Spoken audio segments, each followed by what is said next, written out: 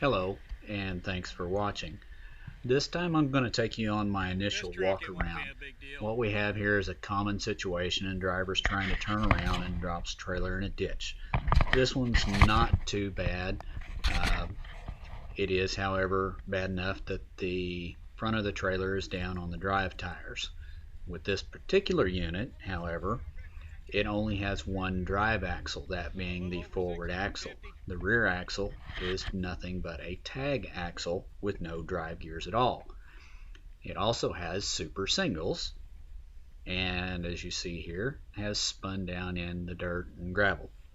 Has no traction and is down on the back tire and on the landing gear. The skirts are touching the ground. Just doing a complete walk around. You always do a complete walk around to see if there's any obstructions. Formulate a plan for your recovery. Step back and take a look at it from several different angles. See what your choices are. Sometimes you can go out the same way they came in. In this instance, I would have to set up on the highway to do that, and I didn't want to do that. This just happened to be at one of our local fire stations on their parking lot, and I know some of the gentlemen from there, and I didn't want to create any more property damage than the driver had already created. Therefore, at this point I sped up the video so you didn't have to get bored. To minimize the property damage, I decided just to lift the trailer up out of a ditch and get it up on the gravel, so that we didn't make any more ruts in their yard. The ground around here is very, very saturated from a lot of rain. We're under flood warnings. We've had lots and lots of rain, lots of flooded out roads. So anytime a vehicle right now gets off of a solid paved or gravel road, they're getting sunk very easily. Right now I'm just getting the outriggers set up. I'm going to rotate the boom around and get ready to pick the rear of the trailer. I had mentioned on one of my previous videos, you see I've already got the lines both in 2 to 1 with the snatch blocks in the line. I like to keep them that way for situations like this. I have my handy dandy little headlight on so that I can see to hook up the Miller's new chain hook or frame hook chains, which come in very, very handy. Got those. Now I swap the headlight out for a hard hat and get to work hooking up the rigging. The driver stated that he had about 35,000 pounds in the trailer. I wasn't boomed out very far, so we're well within our safe working limits.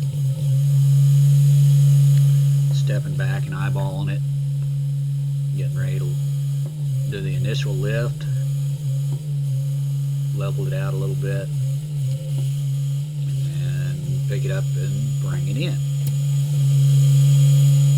Boom up and in until it gets over here close to the outriggers.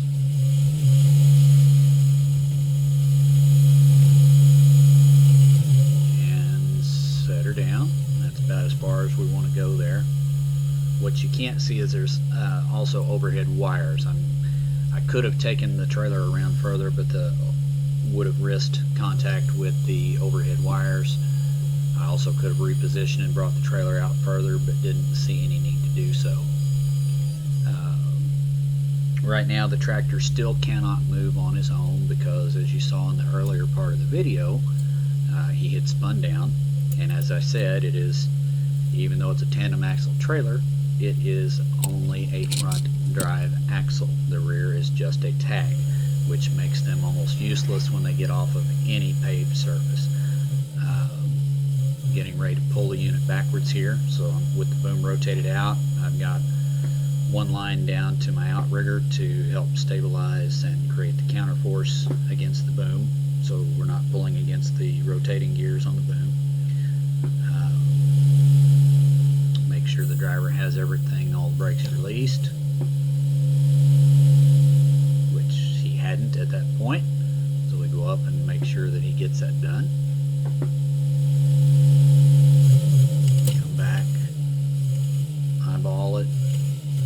go for a little bit different angle. Raise the boom a little bit.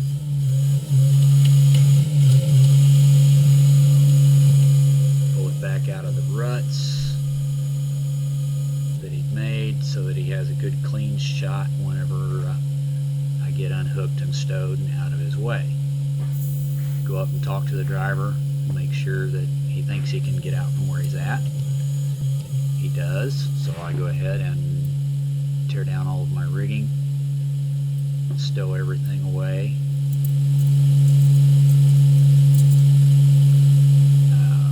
and advise the driver to wait until I get the truck moved out of the way, and then I will help him navigate through a safe turnaround without creating any additional property damage to East County Fire's property. Right now, just going over the plan with the driver again. Come back, finish stowing everything. I get out of his way, and he successfully navigates the turnaround, and I lead him back out to the highway. Again, thank you for watching. If you like my videos, please subscribe to my channel, like and share freely. Thank you.